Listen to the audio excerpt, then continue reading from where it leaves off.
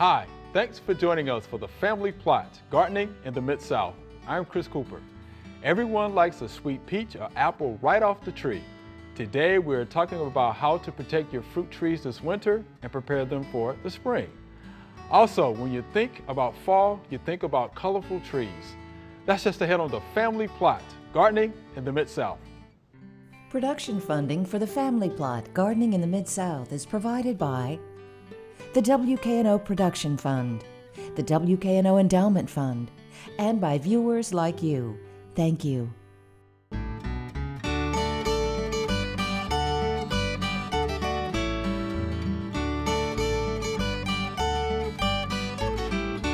Welcome to the Family Plot. I'm Chris Cooper. Joining me today is Mr. D. Howdy. And Joel and Diamond will be joining me later. All right, Mr. D, let's talk about protecting those fruit trees for the winter. Preparing for hibernation. Oh, for hibernation. There's probably a longer list of things to avoid doing than to do. Number one, don't prune. We don't want to prune going, in the fall of the year. That's not a good thing to do. You don't want to fertilize. Yeah. Okay. And you keep in mind the tree roots go out quite a bit further than the height of the trees. Okay. So you want to avoid, if it's in your lawn situation, if you put a fall fertilizer out for your lawn, which if you have a winter annual or something like that, you don't want to do that within 20 or 30 feet of a fruit tree. That's a good point. So you don't want to do that. Right. No need to be doing any spraying, as going into the winter. However, you do need to be getting ready for any dormant applications according to your, look at your home orchard spray guide for wherever you live, and there will probably be some dormant applications that you need to apply, in mid to late winter. Okay. And so you need to be ready for that. Let's see. So that's pretty much the fall fertilization, especially nitrogen. You don't want to flush a new growth because that can create some problems. You can apply lime. It is a good time to apply lime. So I guess the first thing I would suggest that you do is get a soil test. Oh, yeah, there you go. It is good, and you need to do that. You don't have to do that every year, but at least once every 3 or 4 years, you need to check your soil. And if your pH is low, most fruit trees need a high, 6.5, pH, so relatively high pH. So if your soil is too acidic, then you need to get that right. Blueberries would be an exception. They like an acid soil, and they need it very acid. But we're talking about tree fruits here. Yeah. Get your sprayer cleaned out and ready to go. Clean up your pruning shears and your lopping shears, and oil them and sharpen them, and get those things ready to go for late winter, early spring. That's when you're going to need those. Yeah. Sanitation is important. Clean up under the trees. I would rake the leaves out, any dead leaves, any mummified fruit.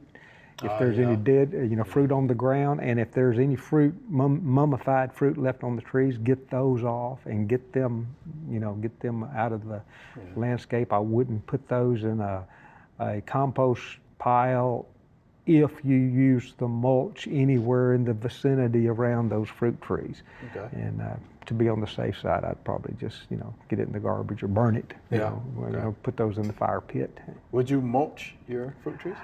How do you I feel would about not. that? I would not. I absolutely would not. And there is a difference of opinion about that.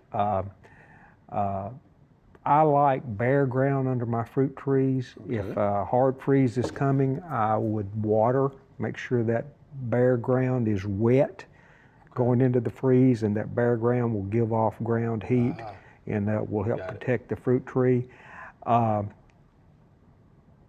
Small fruit and things like that, mulch is valuable. Where I've seen mulch is discussed for tree fruits, they said it's okay, it's good in the summertime. And it's okay in the summertime for weed control and things like that. Okay. However, August 1, to September, pull that mulch away from the tree. It harbors mice, rodents, voles, and it can attract those, which can really be a severe problem. So I personally do not like mulch around my fruit trees. You never see fruit trees in a commercial setting mulched. It's bare ground. Bare ground. You know, that's what you want, in my opinion. Interesting. Okay. But that is pretty much it. You know, the mummies and the leaves, and you know that's very important. Cleaning up. I wouldn't want weeds growing around it. You know, make sure bare ground is what you want under those fruit trees. Okay. What about planting fruit trees? Can you plant fruit trees in the fall? Would you advise? The best time to plant fruit trees is late winter. Late winter. Late winter. Okay. I just don't think you'll get enough root development to get going into the winter. I've had the best success planting them in late winter, early spring. About pruning time is a really good time to plant fruit trees. You don't want to get too late. You know, you don't want to get over into May. But you want to, plant in early spring is the best for fruit trees. So we have a lot of wind and things like that in the fall. You can prune out then, couldn't you? So Well, some of the limbs, break. Any or something. dead branches, Okay. I said no pruning, Okay. but any dead branches that you have, go on and take those off. Broken branches, Broken, all right. you can take those off. Yeah, that's not a problem.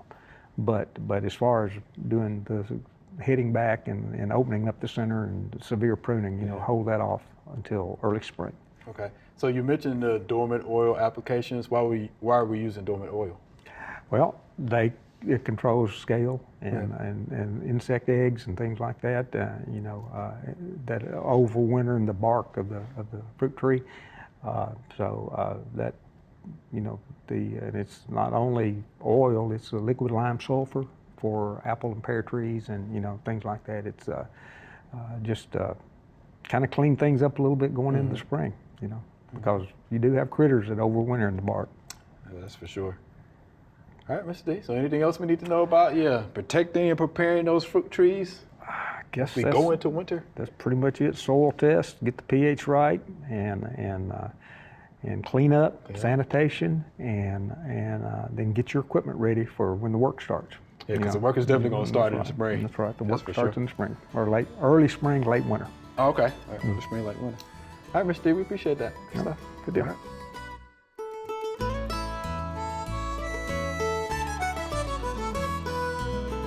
What we have here in this area is a pretty thick stand of chamber bitter. Chamber bitter is also known as little mimosa. It's a summer annual broadleaf weed. It actually reproduces by seed. And if you look on the back side of the leaves, you can actually see the little seeds. It also develops a pretty good taproot system, as you can see here. Look how fibrous that is. It is a very invasive weed, can be very difficult to control. So the best thing to do is culturally, you have to make sure you have a thick stand of grass. If it's in your flower bed, how about using mulch? Because mulch is actually going to restrict light. So if you restrict light, then of course it will not grow. Now, if you want to use a chemical, you can use a pre-emerge. And a pre-emerge I would use would be one that contains isoxaben is one, or trifluralin is another one. If you want to use a post-emergent herbicide, I would probably go with something that contains 2,4-D, dicamba, and MCPP, or your broadleaf weed herbicides. Always read and follow the label. So again, you better control chamber bitter. If not, as you can see, it produces a thick stand of weeds that are hard to get out. Fall is near, believe it or not. Yes. How about that? So let's talk about trees and fall foliage. Right, yeah. And you know what? Late fall and winter is the best time to plant a tree when it's dormant. Okay. So this is timely. So you can think about, you want a good fall foliage tree in your yard. You can plan now and pick some that are going to be nice and pretty in the fall. Okay. Now, the first thing that I think of when you Alright. think of fall foliage here in the Mid-South, Let me see. ginkgo trees. Ginkgos. There you go. Bright, brilliant yellow, just this shine in the landscape.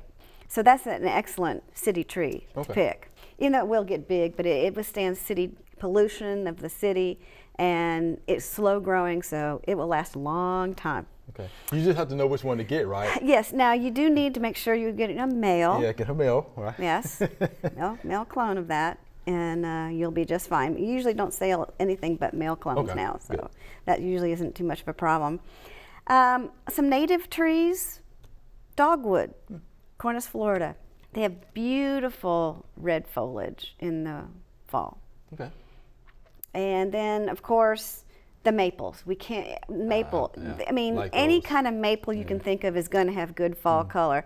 I know one that everybody really likes is the red maple. Gorgeous. Some of the new varieties like Autumn Blaze and Autumn Glory, and it's all beautiful. But we caution with red maples. This ambrosia beetle seems to like to attack them.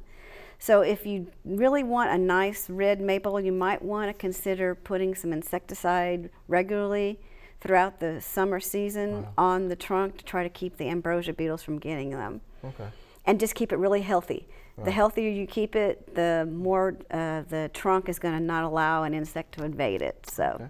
That's a good point. that's a good point. And I know they all like sun, but maples in this area are kind of understory. So if you can get it some shade sometime in the afternoon, that would be good from other places, from another tree. It would like some shade. Okay. So that will help that. All right. Other native trees, sweet gum. Sweet gum. I love A the fall gorgeous. colors. They I you love can the have fall purple, colors. red, and yellow all on the same tree. It's gorgeous. I love it. Now there are some varieties that don't have the little gum balls on them, but you know that capsule is the way it reproduces. So and you can make decorations out of them if you want to, or put the tree in an area that you don't mind all of the balls on the ground. Right, they could be a hazard. Yeah, I can remember as a kid, you know, my dad had a bunch in his backyard. We used to throw them at each other. Can remember that. I remember making decorations out Yeah. of them. Like sweet gum though. I like it. I love the fall colors. I sure do. And it's a very hardy tree around here. It doesn't get a whole lot of problems with pests or diseases, so it's a great tree for us. Nyssa sylvatica, the black gums, and their black tupelo, whichever common name you would like to call it. Beautiful, and there's some really neat varieties of that out now that are really, really brilliant. And of course, that is another, like the ginkgo, a very slow-growing tree. Okay. So, yeah, that's a good choice for the homeowner. Okay. Oxydendum arboreum, the sourwood tree, that's a short tree. And a lot of people make hedges out of that one because it's so small. But it needs sun. Okay. And it blooms in the spring. So it's got great fall color and it blooms in the spring. So that's a good one. Then there are the oak trees. Now, some oak trees are better than others. Scarlet oak is good. And the northern red oak is good. But the northern red oak does just like the maples, likes to have some shade in the afternoon, so it's not completely in sun all day long. It will do a lot better that way and give you some nice, brilliant red fall foliage color. Okay. Very nice. Sassafras. That's one that we have around here, and it turns a beautiful, sometimes it's yellow, sometimes it's red, gorgeous, gorgeous orange, you know, all kinds of colors with the sassafras. And it's a smaller tree. Well, it can get big, but that would be a good one to have. You can make tea around out here. of it too. And you can make tea There out you of go. it. There you go. See? There you go. Get all sorts of, and of course, kids love the different shape. Yeah, the leaves. I like that too. Little Mint and shaped leaves. Yeah, those are nice. And one thing that people don't think about is bald cypress. Bald cypress makes a very nice fall foliage, very russet. Think of all those feathery foliage turning completely russet before it falls on the ground, and beautiful tree. Yeah, it's a good one. Good tree for the city. And some things that are less thought about. Okay. The Katsura tree, Japanese Katsura tree. We're about the southern range of it, but it has beautiful fall color, yellows and reds and oranges, really pretty. Another one that would be good for homeowners is the Hamamelis, or the witch hazel trees. And Chinese especially, because that's a smaller tree, and it is a small tree. but it has gorgeous yellow fall foliage color. So that would be a good one. And it would fit into almost any yard somewhere, but it is a small tree. One that a lot of people don't think about is the Persian ironwood. And you probably have never even heard of the Persian ironwood. It is a very hardy tree and has great yellow fall foliage color. It withstands a lot of drought, and it has blooms in the spring. And so a lot of people, that is a highly recommended one that nobody seems to know For about. this area? For this area. Yeah. Did you It know does Mr. very D? well. I'm not familiar with that. I've heard of it. Yeah, very nice. And then another one that a lot of people haven't heard about is the Chinese pistache tree. That one I have. Okay. It gets fairly large, so you're going to have to give it some area. It's got beautiful red-orange foliage color in the fall. So those are some of my favorite ones, and some of them that are very popular and easy to find around here. Easy to find, okay. And you said this would be the right time of year to Yes, get them in the ground, it's right? the right year to think about it. And then this fall, you know, when the leaves start dropping off the trees, go to your local nursery and see if you can find one of these to plant in your yard. So you'll have good fall foliage this next year. All right, some of Joellen's favorites. How about that?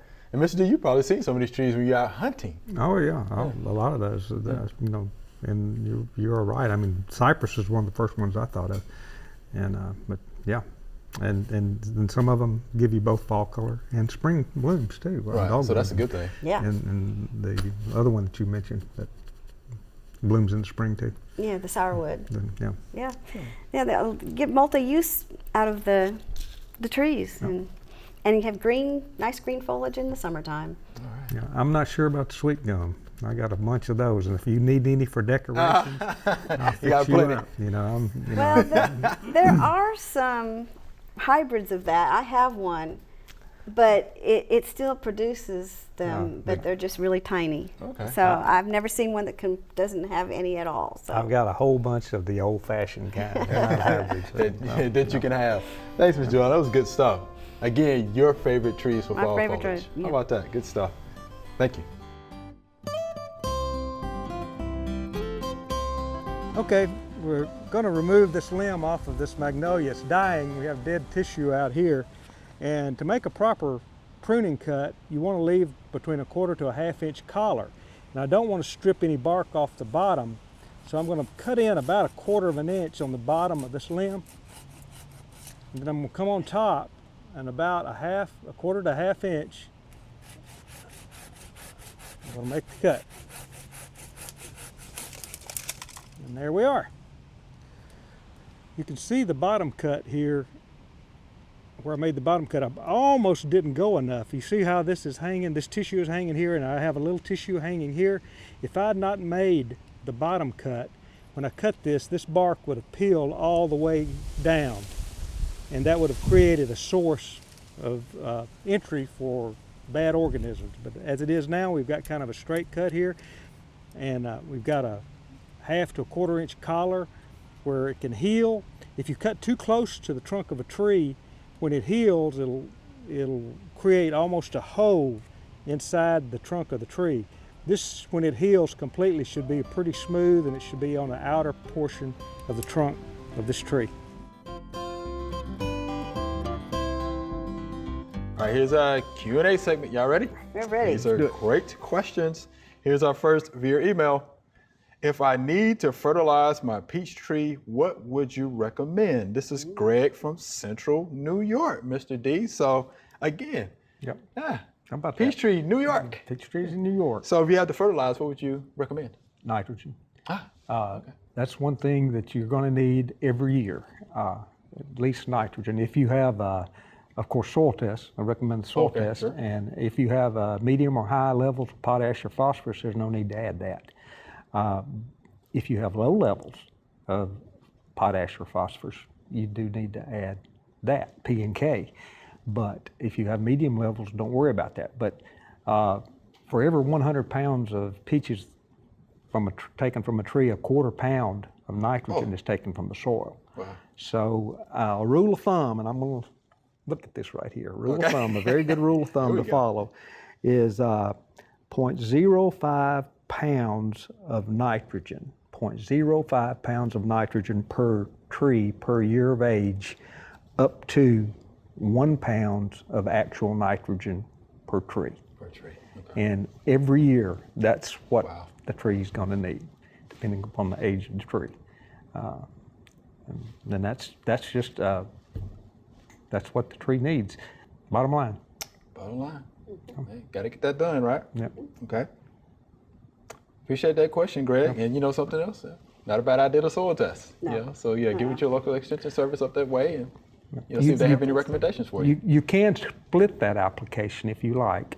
Do it early, and then especially with the late maturing peaches, the freestone peaches later on, you can do another application like in the middle of the summer. Half of that, Right, just so you half can it. split it. Or you can put it all out, right around bloom. Okay. All right. Good stuff there, Greg. I appreciate the question. Here's our next viewer email. I am having a lot of difficulty growing native grasses in a plot in the front of my house that faces west. What can I do to get native grasses to take and thrive here? This is William from Chicago, Illinois. So what do Yeah. you think about that? You're familiar with Illinois. Yes. Okay. Yeah. And I saw I recognized some of the grasses that he had in there, but one thing I did notice is that there's a lot of algae on the sidewalks on either side, which makes me think that even if it's on the west side, it's still shady. There might be a tree or something near it. Yeah, I saw a little. And grasses thrive in full sun. Most of them do.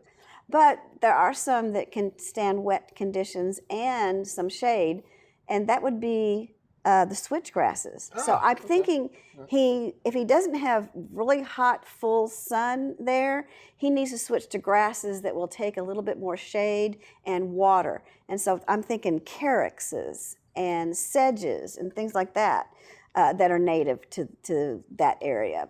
And also the switch grasses, because switch grasses are native. And there's all different size switch grasses. So he could pick a more modern, more dwarf one that would do well there. Okay. So I'm thinking he's got the wrong kind of grasses for that particular spot. Right. Okay. Now the blue fescue he has seems to be doing good. Okay. All right, interesting. All right. And so how would he need to prepare the soil? Does it need to be prepared? I don't think any you need, no, differently, or- native don't need a whole fine. lot of soil. Right. He might, because it's on the street and it's really next to all that concrete, he might do a pH test just to see what his pH is in case he has to adjust it for the grasses, and that might be part of the problem why the others aren't thriving either. It But I may would be just check the It may be pH. a lot higher. Yeah. than He may have to put normally some out acid there in there because of all in the the concrete and yeah. See, that's what I That's would been think. my experience in urban areas. Most of the time, the soil, the pH is higher as opposed to being acidic. Yeah. I would agree with that. University of Illinois actually Yes. have a nice publication. Hey, look Yeah, at that. they do. Landscaping with native grasses. Yeah. And They do. you might want to take a look at that. And switch grass is mentioned, and, Yep. and it even has the tall ones and the short ones. Yep. And you may want to take a look at that. Yeah. It's a good publication. Thank you for that question, William. Yeah, be sure to check with your local extension office. They may be able to help you out with that. All right, here's our next viewer email. Something has been boring holes in the stems of my beautiful hydrangea. I have pruned and pruned, trying to find whatever it is and cut until I get below it. Now the bush is a lot smaller and irregularly shaped, and I still haven't found it. Please help. I'd like to know what it could be and how to get rid of it. Thank you. And this is Bonita from Jonesboro, Georgia. Yeah. So, Jolyn, you grow hydrangeas, Oh, yes. right? You Yes. probably know what this is. Yes, it's hydrangea cane borer. It's the cane You know borer. what? Yeah. And she's doing right. Right. That's what you're supposed to do when you start seeing, especially the frass, like you see at the top of that. She has to keep going. In fact, sometimes you'll have to go clear to the base of the plant and cut that whole space out, and they will kill the hydrangeas.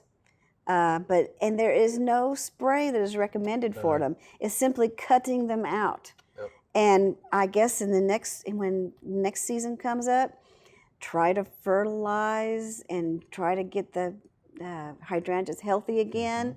And when you first start seeing that, try to cut below it and get rid of it. Just throw it away because there's no spray that is recommended for it. It's simply cutting off the area that they're in and discarding that. Cultural practice is going to be real important. Yeah. And now that she has it, she'll want to make sure that you check for it and be more, because you can get it sooner so that you don't have to cut so far down. Right. Yeah, those cane borers are tough. You know, they're little beetles. You know, of course, the adults will lay eggs, and then the larva is going to start eating and just tunneling down the cane. That's indeed. So it's pretty tough. You got to it's a hard prune one. until you can get it out of there. Boring insects are tough. Yes. They are in tough. general. Yes. They're general. very, very hard to control. Yes. Don't want to get them if you can avoid it. Yeah. Yeah. So now that you know you've got that problem, scout, and when Yeah. you first signs of it, just cut off all of that you can. Right, because you should be able to see the frass. Yeah. You know, it's very pronounced. But yeah, cultural practice. It'll be important. Fertilize, watering, things like that. All right, Ms. Benita, you got some work to do. Thank you for the question. We appreciate that. All right, Mr. D. Joellen, we're out of time. That was fun. It was good. All right. Remember, we love to hear from you. Send us an email or letter. The email address is familyplot@wkno.org, and the mailing address is Family Plot, 7151 Cherry Farms Road, Cordova, Tennessee 38016. Or you can go online to familyplotgarden.com. That's all we have time for today. Thanks for watching. If you want to find out more about anything we talked about today, go to familyplotgarden.com. Be sure to join us next week for the Family Plot, Gardening in the Mid-South. Be safe.